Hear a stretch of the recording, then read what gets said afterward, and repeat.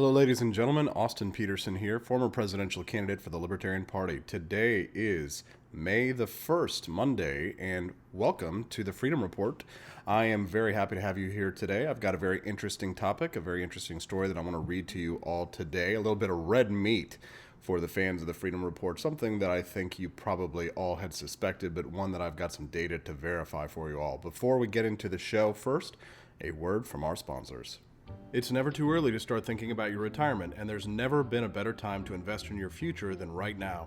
Adam Puff at Haddonfield Financial Planning is a trusted friend of the Freedom Report and someone who can help you make your money work for you.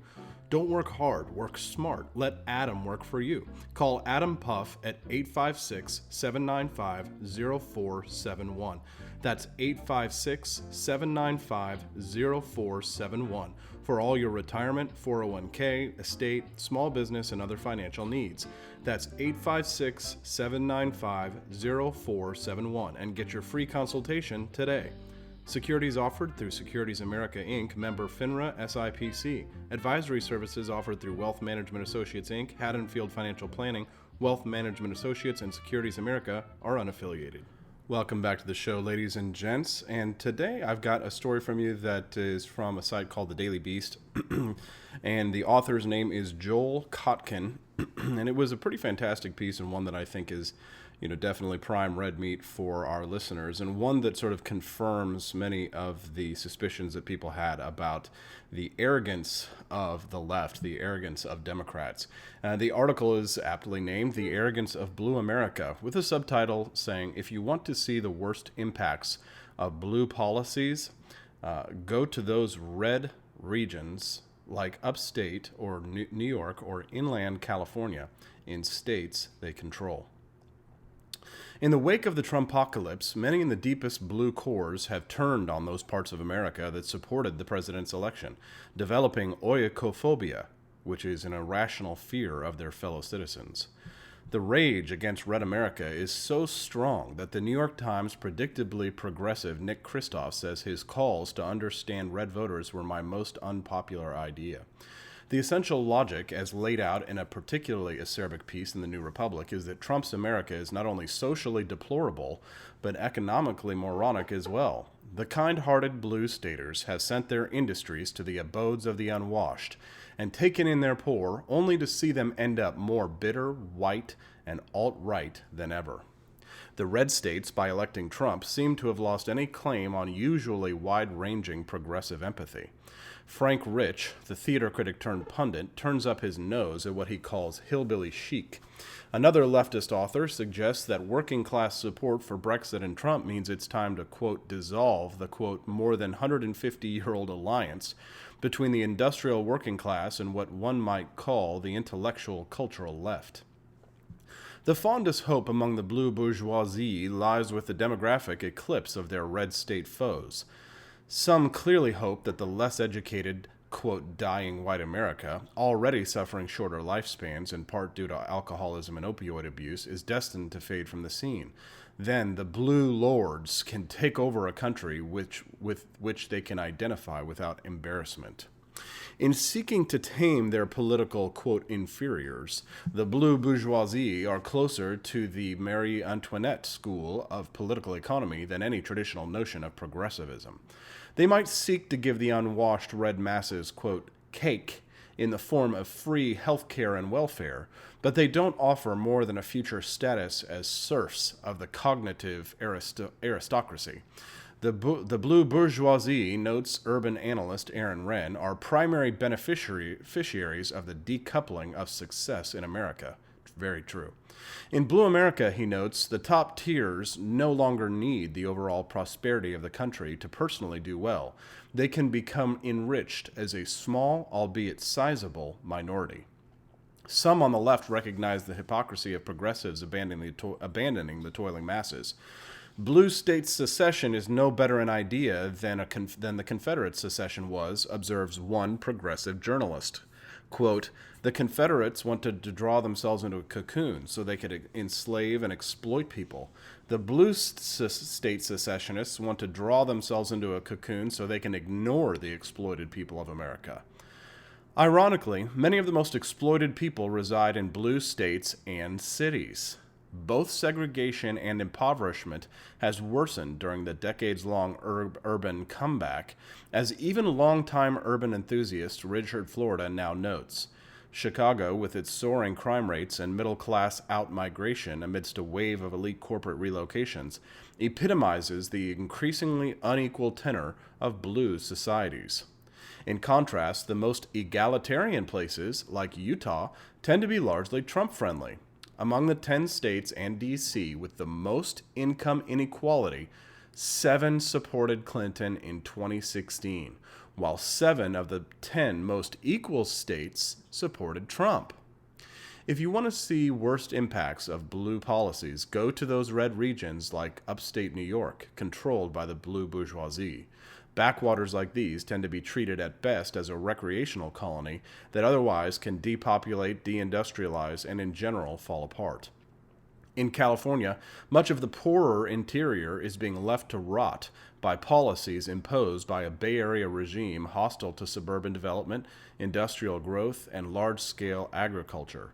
Policies that boost energy prices 50% above neighboring states are more deeply felt in regions that compete with Texas or Arizona, and are also far more dependent on air conditioning than affluent, temperate San Francisco or Malibu. 6 of the 10 highest unemployment rates among the country's metropolitan areas are in the state's interior. The blue bourgeoisie's self-celebration rests on multiple misunderstandings of geography, demography, and economics. To be sure, the deep blue cities are vitally important, but it's increasingly red states and regions that provide critical opportunities for upward mobility for middle and working class families.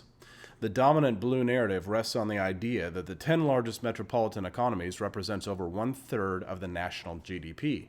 Yet this hardly proves the superiority of Manhattan-like density. The other 9 largest metropolitan economies are, notes demographer Wendell Cox, slightly more suburban than the national major metropolitan area average, with 86% of their residents inhabiting suburban and exurban areas, right? So when people from the blue states, let me just decode that for you for just a second so you understand.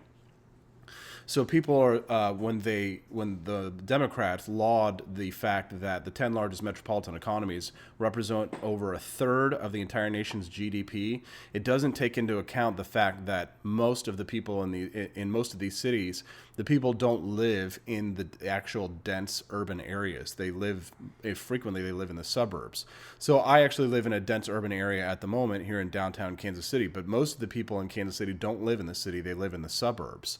So when the Democrats say, "Oh yeah, the 10 largest urban areas are 1/3 of the national GDP," that's like 1/3 of the entire nation's economy. Yeah, just don't forget that most of the people don't actually live downtown. They live out in the suburbs. In some of our most dynamic urban regions, such as Phoenix, virtually no part of the region can be made to fit into a Manhattan, Brooklyn, or even San Francisco style definition of urbanity. Since 2010, more than 80% of all new jobs in our 53 leading metropolitan regions have been in suburbs. The San Jose area, the epicenter of the, quote, new economy, may be congested, but it is not traditionally urban. Most people there live in single-family houses, and barely 5% of commuters take transit. Want to find dense urbanity in San Jose? You'll miss it if you drive for more than 10 minutes. The argument made by the blue bourgeoisie is simple. Dense core cities and what goes on there is infinitely more important and consequential than the activities centered in the dumber suburbs and small towns. Yet, even in the ultra-blue Bay Area, the suburban valley's tech and STEM worker population per capita is twice that of San Francisco. In Southern California, suburban Orange County has over 30% more STEM workers per capita than far more urban Los Angeles. And it's not just California. Seattle's suburban Bellevue and Redmond are home to substantial IT operations, including the large Microsoft headquarters facility. Much of Portland's Silicon Forest is located in suburban Washington County. Indeed, a recent Forbes study found that the fastest growing areas for technology jobs Outside the Bay Area are all cities without much of an urban core: Charlotte, Raleigh-Durham, Dallas-Fort Worth, Phoenix, and Detroit. In contrast, most traditionally urban cities such as New York and Chicago have middling tech scenes, with far fewer STEM and tech workers per capita than the national average. The blue bourgeois tends to see the activities that take place largely in the red states, for example, manufacturing and energy, as backward sectors. Yet, manufacturers employ most of the nation's scientists and engineers.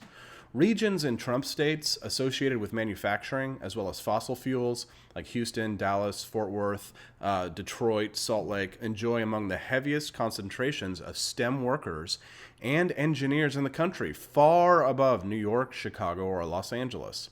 Besides supplying the bulk of the food, energy, and manufactured goods consumed in Blue America, these industries are among the country's most productive and still offer better paying options for blue-collar workers. Unlike a monopoly like Microsoft or Google, which can mint money by commanding market share, these sectors face strong domestic and foreign competition. From 97 to 2012, labor productivity growth in manufacturing, 3.3% per year, was a third higher than productivity growth in the private economy overall. For its part, the innovative American energy sector has essentially changed the balance of power globally, overcoming decades of dependence on such countries as Saudi Arabia, Russia, and Venezuela. Agriculture, almost all food, including in California, is grown in red-oriented areas, which continues to outperform competitors around the world. And exports? In 2015, the U.S. exported $2.23 trillion worth of goods and services combined. Of the total, only $716.4 billion, or about a third, consisted of services. Right? In contrast, manufactured goods accounted for 50% of all exports. Intellectual property payments, like royalties to Silicon Valley tech companies and entrepreneurs, amounted to $126.5 billion, just 18% of service exports and less than 6% of total exports of goods and services combined, barely even with agriculture. The blue bourgeois love to say everyone is moving back to the city, a meme amplified by the concentration of media in fewer places and the related collapse of local journalism. But not this journalism. This is local journalism you're hearing right here. Well, this is actually a national publication you're reading and listening to at the Libertarian Republic, but it's done not in the media bubbles. It's done out here in flyover country. Yet in reality, except for a brief period right after the 2008 housing crash, people have continued to move away from dense areas. Indeed, the most recent estimates suggest that last year was the best for suburban areas since the Great Recession. In 2012, the suburbs attracted barely 150,000 more people than core cities, but in 2016, the suburban advantage was 556,000. Just 10 of the nation's 53 largest metropolitan areas saw their core counties gain more people than their suburbs and exurbs. Overall, people are definitely not moving to the most preferred places for cosmopolitan scribblers. Last year, all 10 of the top gainers in domestic migration were Sunbelt cities. The list was topped by Austin, a blue dot in its core county surrounded by a rapidly growing, largely red Texas sea, followed by Tampa, St. Petersburg, Orlando, and Jacksonville in Florida, Charlotte and Raleigh in North Carolina, Las Vegas, Phoenix, and San Antonio. Overall, domestic migration trends affirm Trump-friendly locales. In 2016, states that supported Trump gained a net of 400,000 domestic migrants from states that supported Clinton. This includes a somewhat unnoticed resurgence of migration to smaller cities, areas often friendly to Trump and the GOP. Domestic migration has accelerated to cities with populations between 500,000 and 1 million people, while it's been negative among those with populations over 1 million. The biggest out-migration now takes place in LA, Chicago, and New York. And you're talking to an outlander right now. I did an out migration from New York and DC myself just because it's just so damn expensive to live there. And you're surrounded by all of these, again, the cosmopolitan scribblers, and they're all just so self-absorbed, and there's just no reason for it. When I can run my business like I am right now, speaking to you through the powers of the internet, there's just no reason for me to be out there other than to spend way too much money to live in a place where I can feel better about myself because I'm surrounded by intelligentsia. I can tell you, life has gotten a lot better since I decided to move out here so I can be with my family and my friends and spend some time on the farm and to, to live in real America. Real America. America. Of course, for the blue cognoscenti, there's only one explanation for such moves. Those people are losers and idiots, right? This is part of the new blue snobbery. Bad people, including the poor, are moving out to benighted places like Texas, but the talented are flocking in. Yet, like so many comfortable assertions, this one does not stand scrutiny. It's the middle class, particularly in their childbearing years, who, according to IRS data, are moving out of states like California and into ones like Texas. Since 2000, the Golden State has seen a net outflow of $36 billion from migrants. Millennials are widely hailed as the generation that will never abandon the deep blue city, but as they reach their 30s, aka me, they appear to be following their parents to the suburbs and exurbs, smaller cities, and the Sun Belt.